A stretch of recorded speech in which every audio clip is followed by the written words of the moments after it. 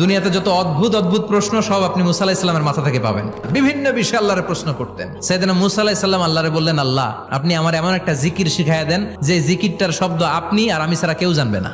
দিনে রাতে সব সময় এই জিকির আমি করব, আপনারে ডাকবো, কিন্তু শর্ত হলো এই জিকিরটা জানবে শুধু আপনি আর জানবো শুধু আমি। আল্লাহ বললেন, মুসা পড়ো লা ইলাহা ইল্লাল্লাহ।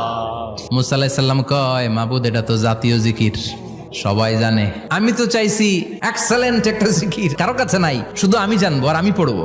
আল্লাহ বললেন, মুসা এই লা ইলাহাকে যদি এক পাল্লায় রেখে দাও, তাম বিশ্ব, 7 আকাশ 7 জমিনটারে তুলে যদি তুমি আরেক পাল্লায় রেখে দাও, লা রাজাহাত কাফাতু লা ইলাহা ইল্লাল্লাহ, মুহূর্তের মধ্যে লা ইলাহার পাল্লা ভারী হয়ে যাবে।